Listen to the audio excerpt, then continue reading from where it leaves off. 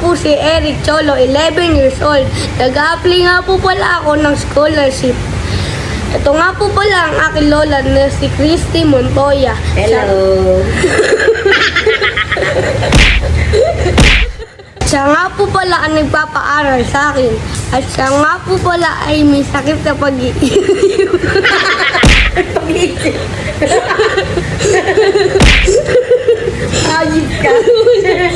Lola, kasi huwag ka malinaw. Lola, huwag ka malikot. Paano sila maaawa sa atin? May wala akong isip. Siya nga po pala ang nagpapaaral sa akin. At siya po ay may sakit sa pag-iisip. Ba't sinabi mo yung ibang?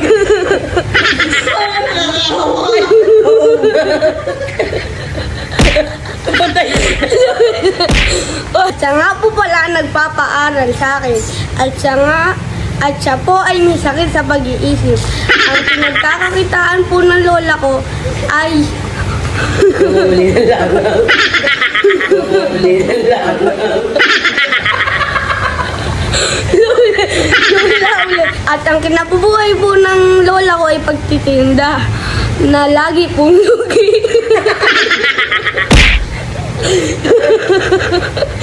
Lola, huwag ka Yan ang seryoso. At ang pinagkakaabalaan po ng lola ko ay pagtitinda na lagi pong lugi. At minsan po, pag wala pong tinda, siya po ay nangangalakal. Nangalakal?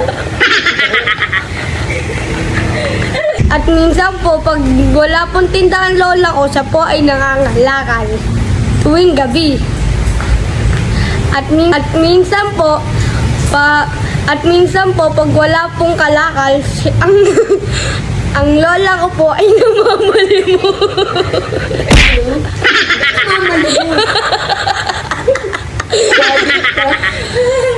Yung baliw talaga yung dalawa. Minsan po, pag wala pong kalakal ang lola ko, siya po ay namamalimos. Ganyan kasipag ang lola ko. Nga po pala, baka may gustong bumili ng kidney ni lola.